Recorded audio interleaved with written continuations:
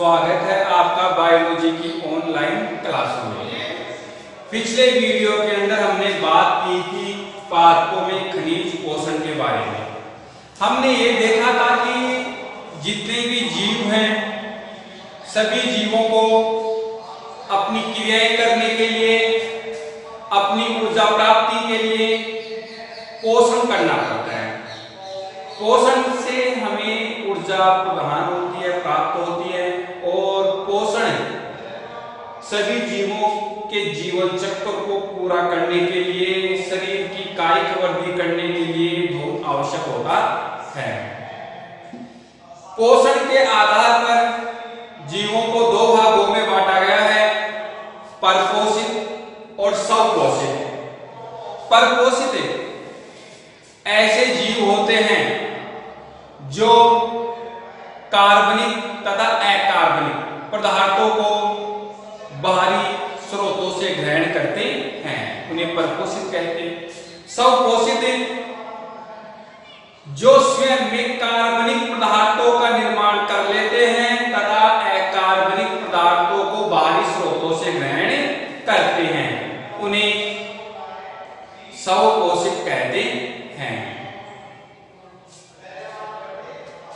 हमने ये देखा था कि जो भी जीव पोषण करता है उसे पोषण से ऊर्जा मिलती है।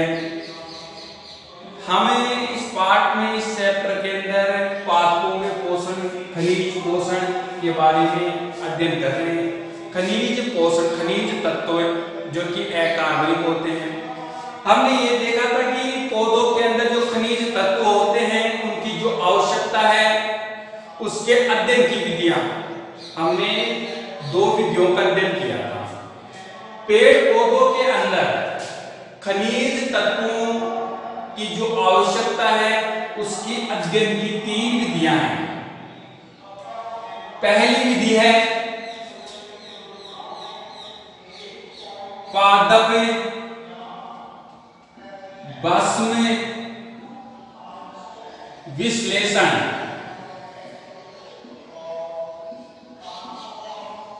पादप भस्म विश्लेषण। दूसरी विधि है बालू संवर्ध विधि। तीसरी विधि है जल संवर्ध विधि। ये तीन विधियां हैं पादपों में खनिज पोषण के अध्ययन के लिए।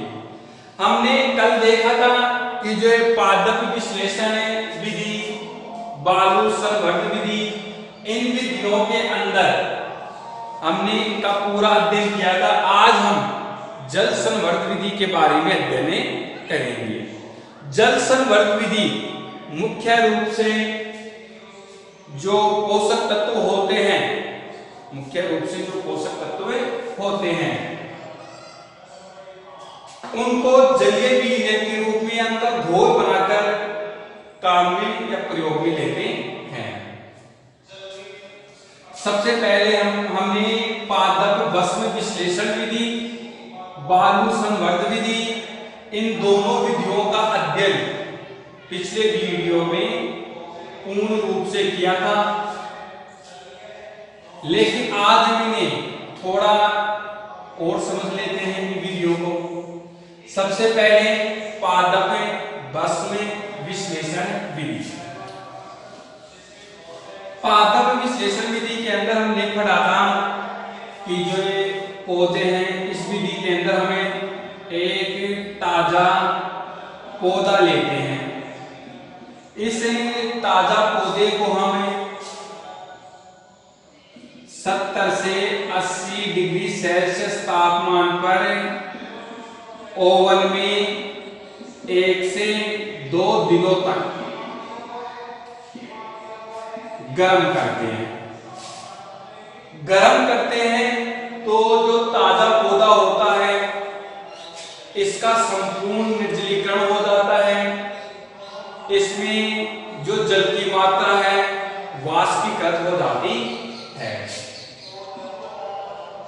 संपूर्ण निर्जलीकरण,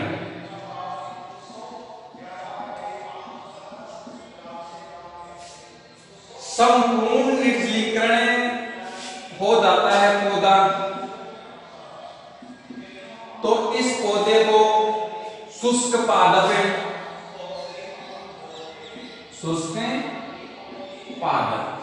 या शुष्क भार कहते हैं। शुष्क पादप या शुष्क भार कहते हैं।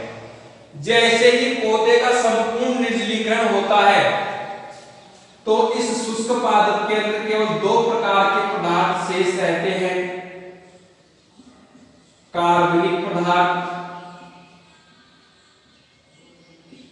और दूसरे हैं अकार्बनिक पदार्थ। कार्बनिक तथा अकार्बनिक पदार्थ शेष रह जाते हैं। कार्बनिक पदार्थों के रूप में जैसे कोशिका भित्ति है, कोशिका भित्ति को बनाने वाले जो घटक हैं जैसे कि सेल्यूलोज है, मोनोसेकेराइड है, पैक्टिन है, लिग्निन है, इस तरह के पदार्थ शेष रह जाते हैं। अकार्बनिक पदार्थों के रूप में जो खनिज तत्व होते हैं वो शेष रह जाते हैं।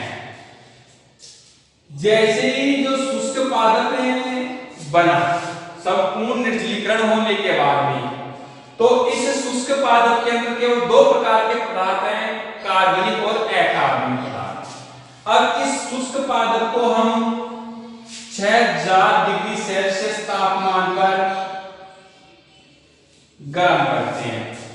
6000 डिग्री सेल्सियस तापमान के ऊपर जैसे शुष्क पादप को गर्म करते हैं तो इसमें से जो कार्बनिक पदार्थ है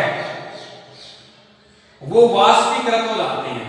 इसको गर्म करेंगे तो कार्बनिक पदार्थ वाष्पीकृत हो जाते हैं और कार्बनिक पदार्थ जो वाष्पीकृत होते हैं वो CO2 है,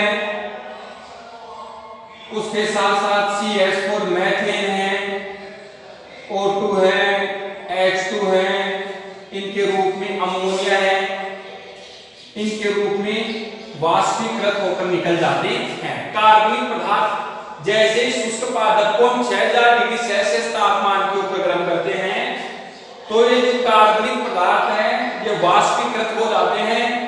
अब केवल अकार्बनिक पदार्थ शेष रहते हैं शुष्क पादप के अंदर। तो जैसे 6000 डिग्री सेल्सियस तापमान के ऊपर गर्म करते हैं तो पादप की भस्म बनती है, उसे ही पादप भस्म कहते हैं।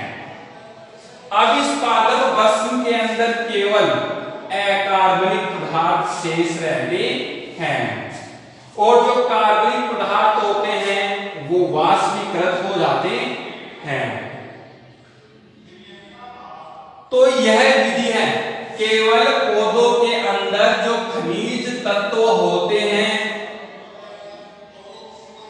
उनकी उपस्थिति ही प्रदर्शित करती है। खनिज तत्व पौधों के लिए क्यों अनिवार्य है, क्यों आवश्यक है, इस विधि के द्वारा हम ये पता नहीं कर सकते हैं। इस विधि के बारे में हमने कल संपूर्ण अध्ययन किया था कि हमने ताजा पौधा लिया, उसको 70 से 80 डिग्री सेल्सियस तापमान के ऊपर ओवन में 1-2 दिनों तक गर्म किया, संपूर्ण पादप का निर्जलीकरण हो जाता है, जलीय जो जल होता है, जलीय मात्रा है वो वाष्पीकृत हो जाती है। अब ऐसे पादप को जैसे वाष्पीकृत पादप होता है उसको शुष्क पादप या शुष्क भार कहते हैं, जिसके अंदर कार्बनिक पदार्थ होते हैं, अकार्बनिक पदार्थ रहते हैं। जैसे शुष्क पादप को 6000 डिग्री सेल्सियस तापमान के ऊपर गर्म करते हैं तो कार्बनिक पदार्थ वाष्पीकृत हो जाते हैं अमोनिया के रूप में, CO2 के रूप में, H2O2 के रूप में। अकार्बनिक पदार्थ शेष रहते हैं पादप भस्म के अंदर। तो हम इस विधि के द्वारा पौधों के अंदर खनिज जो तत्व हैं उनकी उपस्थिति का पता लगा सकते हैं। दूसरी विधि थी बालू संवर्ध विधि। बालू संवर्ध विधि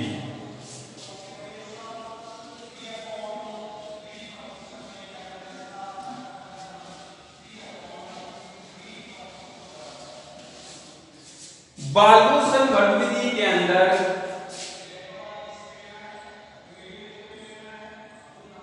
बालू संवर्ग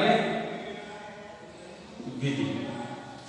बालू संवर्ग विधि के अंदर सबसे पहले हमें बालू लेते हैं, बालू या रेत लेते हैं, मृदा लेते हैं, इसे HCl से धोते हैं, हाइड्रोक्लोरिक अम्ल से धोते हैं, जिससे जो बालू होती है निर्जलीकृत हो जाती है। इसमें जो भी जीवाणु है, धातु है, अधातु सब हट जाते हैं। HCl से धोते हैं तो निर्जलीकृत हो जाती है, निर्जलीकृत मृदा या बालू। अब इस निर्जलीकृत मृदा को हम जल से धोते हैं और धूप में सुखाते हैं। फिर उस मृदा के अंदर हम कुछ पौधे ऐसे लगाते हैं जिन्हें सभी खनिज तत्व देते हैं, तो उन पौधों को तो संपूर्ण पादप कहते हैं, तथा कुछ पौधे ऐसे लगाते हैं जिनको हमें कुछ तत्वों की कमी के अंदर उगाते हैं, उन्हें अपूर्ण पौधे कहते हैं।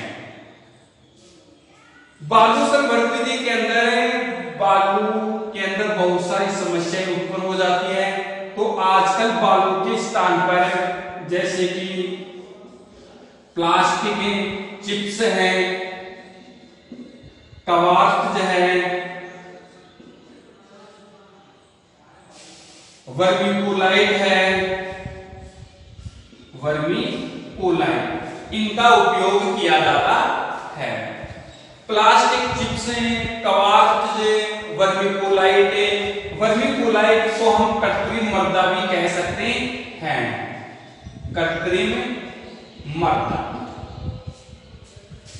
इनका उपयोग करते हैं। और हमने ये भी देखा था कि जो वर्मीकोलाइट है यह प्रकृति में पाए जाने वाला एक प्राकृतिक पदार्थ है, खनिज है।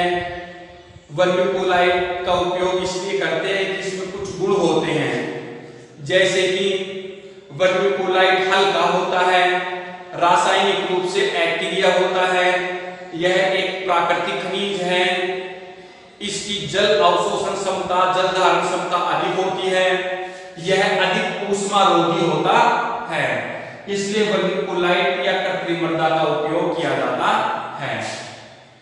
वर्मीकोलाइट कृत्रिम मृदा के अंदर पौधे उगाने की जो विधि है उसको वर्मी कुल्लोपोनिक्स, वर्मीकोलाइट में पौधे उगाने की विधि को वर्मी कुल्लोपोनिक्स कहते हैं। इन दो विधियों का अध्ययन हमने पहले किया था। आज हम जल संवर्ग विधि का अध्ययन करेंगे। तीसरी विधि है जल संवर्ग विधि।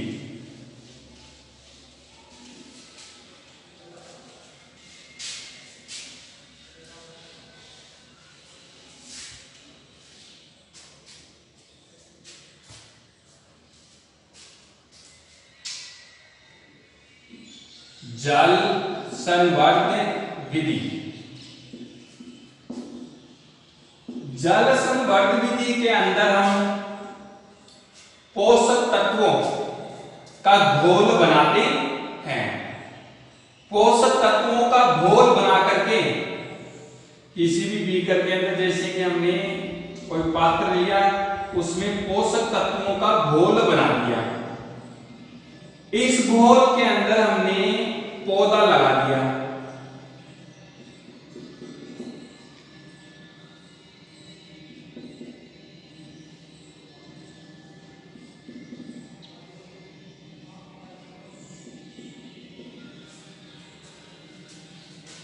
जैसे हमने इसके अंदर पौधा लगा दिया, इसमें मृदा होती नहीं है, इसमें केवल जो पोषक तत्व हैं, खनिज तत्व हैं, उनका घोल होता है, उनका विलयन होता है। लेकिन इस पोषक घोल के अंदर ऑक्सीजन की कमी होती है। इस पोषक घोल के अंदर ऑक्सीजन की कमी होती है। ऑक्सीजन की कमी को पूरा करने के लिए इसकी जड़ों के पास, पौधे की जड़ों के पास एक नली के द्वारा ऑक्सीजन प्रवाहित की जाती है। एक नली लगा देते हैं जड़ों के पास, और उसके द्वारा ऑक्सीजन प्रवाहित करते हैं। पोषक घोल के अंदर या जल संवर्धन विधि के द्वारा जो पौधे उगाने की प्रक्रिया होती है उसको हाइड्रोपोनिक्स कहते हैं। हाइड्रोपोनिक्स कहते हैं।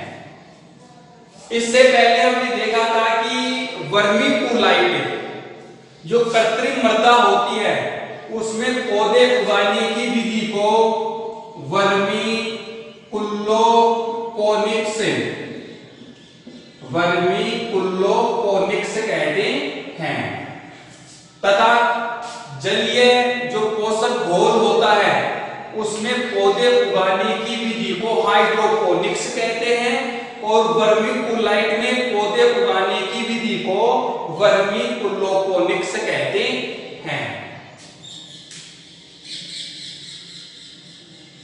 अब इसमें जैसे कि हमें पोषक घोल हमने इसमें ढाल दिया, खनिज तत्वों का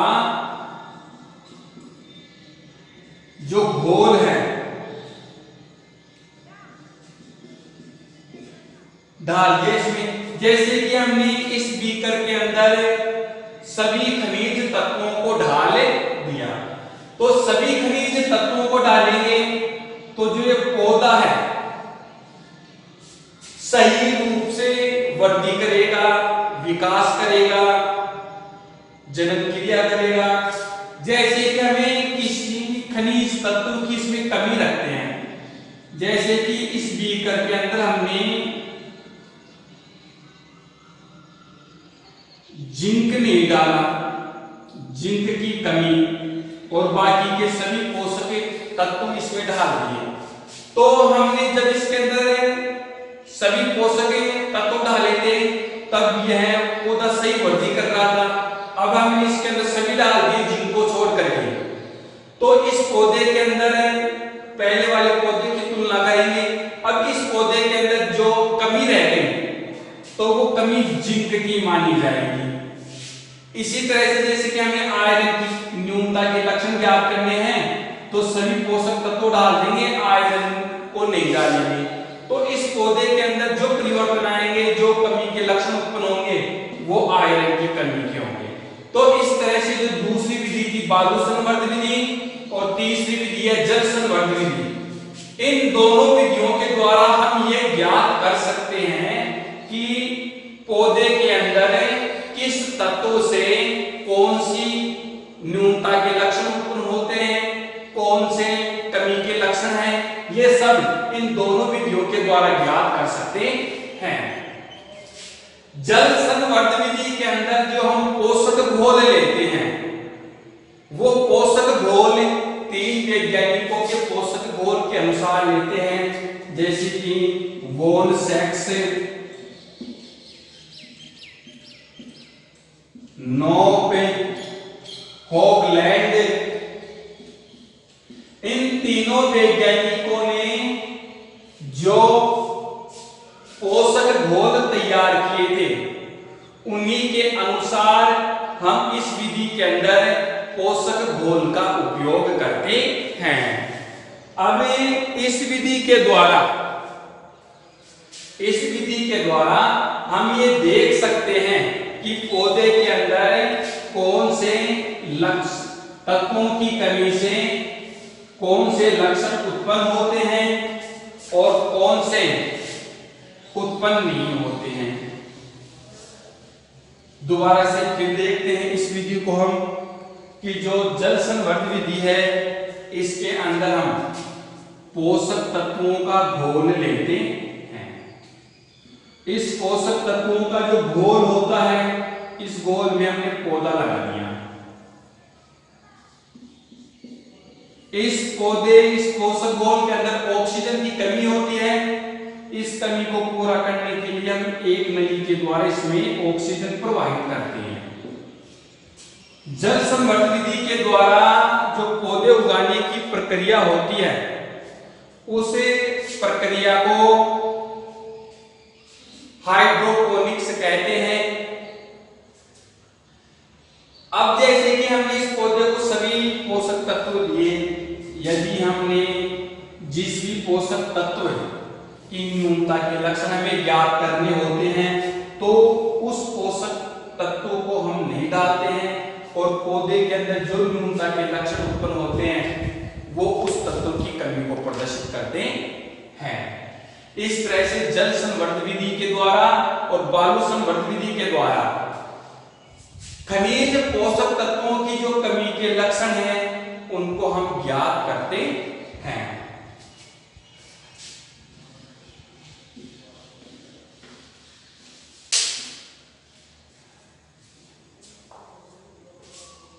इन तीनों विधियों के द्वारा हम ये पता कर सकते हैं कि पौधों के अंदर कौन कौन से पोषक तत्व उपस्थित होते हैं और कौन कौन से नहीं होते हैं।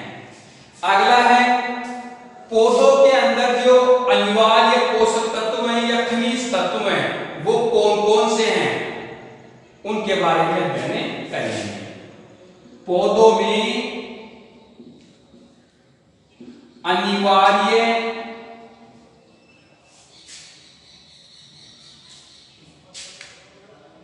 पोषक तत्व, अनिवार्य पोषक तत्व लगभग प्रकृति के अंदर 105 तत्व पाए जाते हैं। लगभग प्रकृति में 105 तत्व पाए जाते हैं। इन 105 तत्वों के अंदर जो 60 तत्व हैं वो पौधों में पाए जाते हैं। 60 तत्व की उपस्थिति पौधों में देखी गई है। 60 तत्वों की उपस्थिति पौधों में देखी गई है। अब 60 तत्व पौधों के अंदर पाए जाते हैं, लेकिन इनमें से केवल 17 तत्व ही पौधों के विकास के लिए और पौधों के लिए बहुत आवश्यक होते हैं। तो इन 17 तत्वों को अनिवार्य तत्व या पोषक तत्व कहते हैं और इन 60 में से जो 43 तत्व शेष रह गए, उन 43 पोषक तत्वों को अनावश्यक पोषक तत्व कहते हैं। वो पौधों के लिए मिल जाए तो सही है, न मिले तो भी उनका कोई पौधों के ऊपर इतना प्रभाव नहीं पड़ेगा। लेकिन जो 17 तत्व हैं वो पौधों के लिए बहुत आवश्यक होते हैं, तो वो पौधे के अनिवार्य या आवश्यक तत्व कहलाते हैं। हम इस बात का निर्धारण कैसे करेंगे कि कौन सा तत्व पौधे के लिए आवश्यक है और कौन सा तत्व पौधों के लिए अनावश्यक है। आवश्यक जरूरी कौन सा है और कौन सा तत्व जरूरी नहीं है। तो इसके लिए हमारे पास कुछ लक्षण हैं। सबसे पहले वो लक्षण देखते हैं। अनिवार्य तत्वों का निर्धारण करना। अनिवार्य तत्वों का निर्धारण कैसे करेंगे? अनिवार्य तत्वों का निर्धारण करना। सबसे पहले हम देखते हैं कि ऐसे पोषक तत्व जो पौधों के लिए, जो पौधों की कायिक वृद्धि के लिए और जनन क्रिया के लिए आवश्यक हो। कायिक वृद्धि और जनन क्रिया के लिए आवश्यक हो, जिससे पौधों का जीवन चक्र पूरा हो सके। दूसरा लक्षण है कि ऐसे तत्व होने चाहिए, ऐसे विशिष्ट तत्व होने चाहिए जिनके स्थान पर दूसरे किसी तत्व को प्रतिस्थापित न कर सके। दूसरे किसी तत्व को प्रतिस्थापित न कर सके। तीसरा लक्षण देखते हैं हम कि जो ये तत्व होते हैं पादपों के लिए विशिष्ट होने चाहिए। जो कोई तत्व है उस तत्व का जो कार्य है वो पादप के लिए विशेष होना चाहिए। केवल वो ही तत्व उस विशेष कार्य को कर सके, विशेष कार्य को कर सके। चौथा लक्षण है कि जो ये तत्व हैं उनकी कमी हो जाए तो उनसे विशेष न्यूनता के लक्षण उत्पन्न होने चाहिए, विशेष न्यूनता के लक्षण उत्पन्न होने चाहिए। तो इन बातों के आधार पर हम अनिवार्य तत्वों का निर्धारण करते हैं। अनिवार्य तत्व पौधों की कायिक वृद्धि के लिए, जनन क्रिया के लिए, पौधों का जीवन चक्र पूरा करने के लिए आवश्यक हो। ऐसे तत्व जो विशिष्ट हो, जिनके स्थान पर किसी दूसरे तत्व का प्रतिस्थापन न किया जा सके, किसी दूसरे तत्व को उसके स्थान पर स्थापित न कर पाए। तीसरा है कि जो ये तत्व होते हैं, ऐसे तत्व जो पौधों के अंदर विशेष कार्य कर सके, उनके अलावा कोई दूसरा तत्व उसकी जगह उसका कार्य न कर पाए।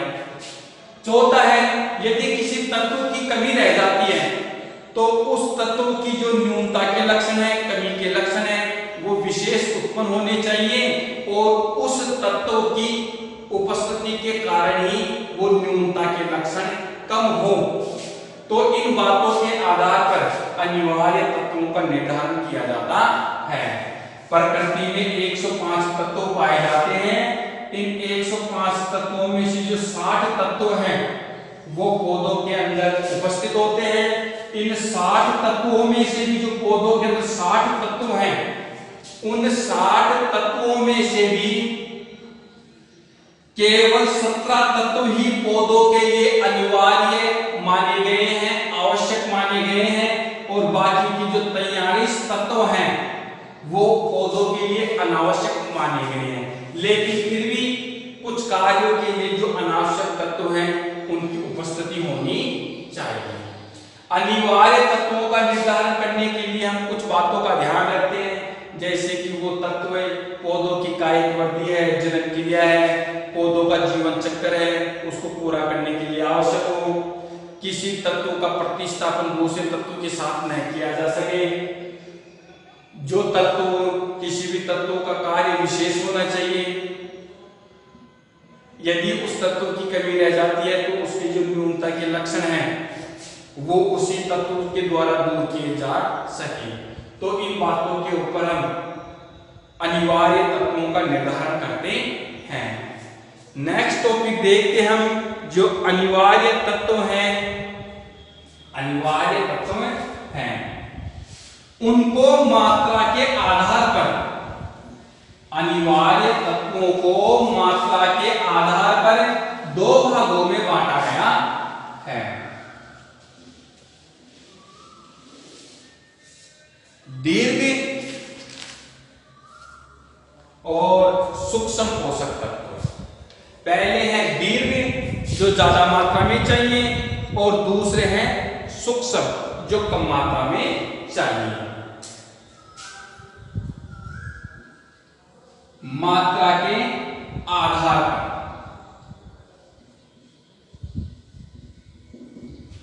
मात्रा के आधार पर अनिवार्य तत्वों को 2 भागों में बांटा गया है। पहले है दीर्घ या बृहत पोषक तत्व। दीर्घ या बृहत पोषक तत्व जो अधिक मात्रा में है। दीर्घ या बृहत पोषक तत्वों को गुरु पोषक तत्व या प्रधान पोषक तत्व भी कहते हैं। गुरु या प्रधान दीर्घ पोषक तत्वों को ही कहते हैं। ऐसे तत्व जिनकी मात्रा पौधे के शुष्क भार में 1 से 10 मिलीग्राम प्रति किलोग्राम या हम ऐसे भी कह सकते हैं कि 1 से 10 मिलीग्राम प्रति लीटर जिनकी सांद्रता होती है तो उन्हें दीर्घ या बृहत पोषक तत्व कहते हैं। इनकी संख्या 9 होती है। भाई अनिवार्य तत्व 17 माने गए हैं, अनिवार्य तत्व 17 माने गए हैं। इन 17 में से जो दीर्घ पोषक तत्व है इनकी जो मात्रा है वो 9 है, इनकी संख्या 9 है। और वो 9 कौन कौन से हैं? Carbon, hydrogen, oxygen, nitrogen, phosphorus, potassium,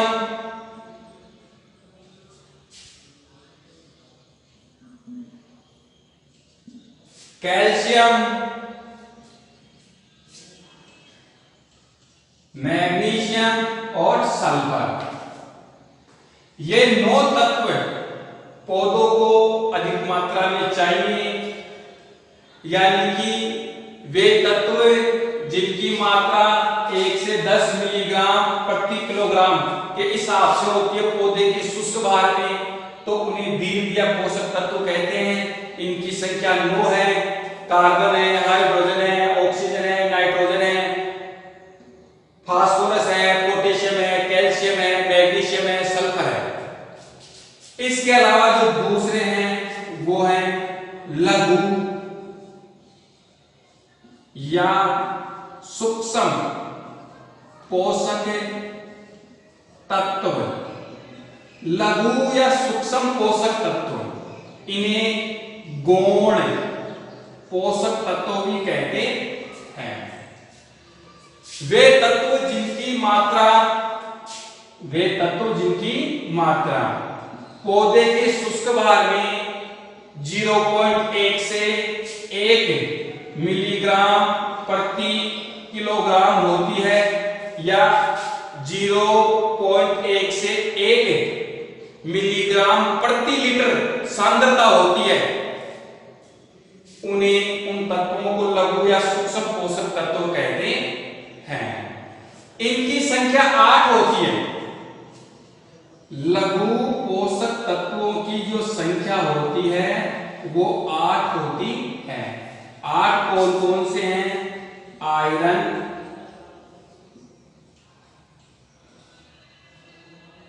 boron, manganese,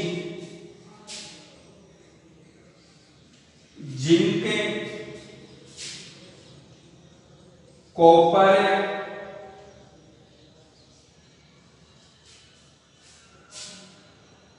iron, boron, manganese, zinc, copper, molybdenum, chlorine, nickel. ये जो 8 तत्व हैं वो पौधों को सूक्ष्म मात्रा में चाहिए। जो 9 तत्व हैं वो अधिक मात्रा में चाहिए। इनकी यदि कमी रह जाती है किसी तत्व की तो उस कमी को उस तत्व के द्वारा ही सही किया जा सकता है। इनके स्थान पर दूसरे तत्वों को नहीं ला सकते हम कार्य में। दीर्घ पोषक तत्व 9 है।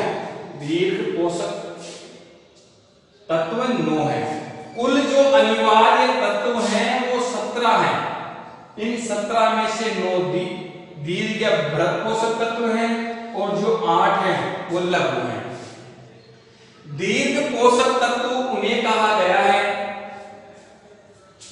जो पौधे के शुष्क भार में 1 से 10 मिलीग्राम प्रति किलोग्राम या प्रति लीटर सांद्रता के बराबर होते हैं, उन्हें दीर्घ कहते हैं। जैसे 9 है ये carbon, hydrogen, oxygen, nitrogen, phosphorus, potassium, calcium, magnesium, sulphur. दीर्घ पोषक तत्वों की संख्या 9 है। लघु या सूक्ष्म पोषक तत्व जिन्हें गौण पोषक तत्व भी कहते हैं, जिनकी जो मात्रा है पौधे का जो शुष्क भार है उस उसके अंदर 0.1 से 1 मिलीग्राम प्रति किलोग्राम या प्रति लीटर सांद्रता के अनुसार होती है। इनकी संख्या 8 है, जैसे कि iron, boron, manganese, zinc, copper, molybdenum, chlorine और निकेल। इस तरह से मात्रा के आधार पर इन 17 पोषक तत्वों को 2 भागों में बांटा गया है। दीर्घ, जो पौधों को अधिक मात्रा में आवश्यक होते हैं, और इसके अलावा लघु या सूक्ष्म पोषक तत्व जो पौधों को कम मात्रा में आवश्यक होते हैं। अब इन 17 पोषक तत्वों में से आयरन और बोरान को मध्यवर्ती पोषक तत्व कहते हैं। मध्यवर्ती पोषक तत्व कहते हैं। नाइट्रोजन और पोटेशियम, कैल्शियम ये अधिक मात्रा में चाहिए, और बाकी की जो है ये सूक्ष्म मात्रा में चाहिए। कार्य के आधार पर, मात्रा के आधार पर 2 भागों में बांटा गया। कार्य के आधार पर इन 17 पोषक तत्वों को 4 भागों में बांटा गया है, जिनके बारे में नेक्स्ट वीडियो के अंदर अध्ययन करेंगे। धन्यवाद।